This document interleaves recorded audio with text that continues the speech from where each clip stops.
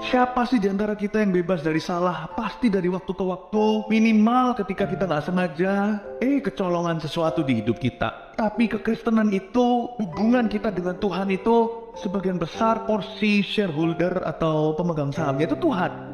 Kita harus setia sih, tapi ada ayat begini, sekalipun ketika kita tidak setia pun Tuhan setia. Dari sini kita aman.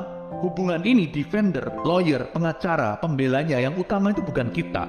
Pembela utamanya adalah Dia yang telah memenangkan kita. Jadi kalau kita pernah gagal, jangan takut gagal, tetaplah berjalan dengan Kristus secara tulus. Karena sekalipun kita bisa sekali-kali gagal atau berkali-kali gagal, Allah kita tidak kehabisan akal. Dia tetap punya rencana indah. Ketika kita bikin salah, jangan malah menghindar, mendekatlah kepada Allah. Maka Tuhan akan mendekat kepadamu, kata firman Tuhan. Yang Tuhan mau adalah kini kita mentahirkan tangan kita, berhenti berbuat dosa, sucikan hati kita yang mendua hati, kembali sama Tuhan sendiri.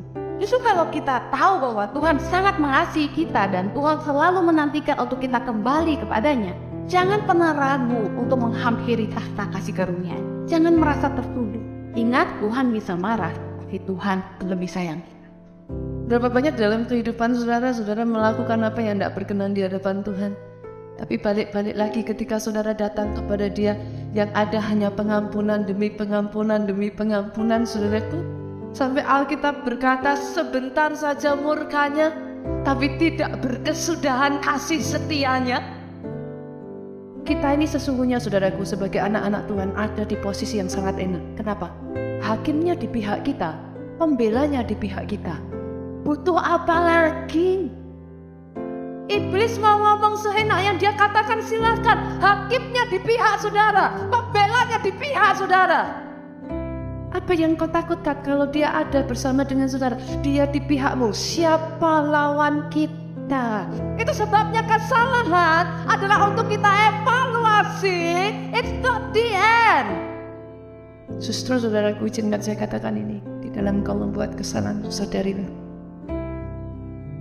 ada anugerah yang jauh lebih besar daripada kesalahan.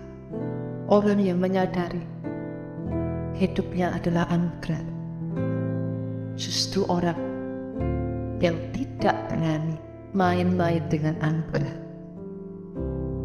Karena Allah itu adalah Allah yang berkemurahan, tidak dibalasnya kepada kita setimpal dengan perbuatan kita. Kalau Allah hanya adil, adilnya kita semua masuk neraka. Tapi Allah itu adalah Allah yang penuh dengan kasih karunia. Dia menanggung segala hukuman dosa kita di atas kayu salib. Dan dari salibnya kita menerima anugerah-anugerahnya. Dan anugerah yang terbesar adalah keselamatan yang Dia siapkan di dalam diri putranya, Tuhan Yesus Kristus.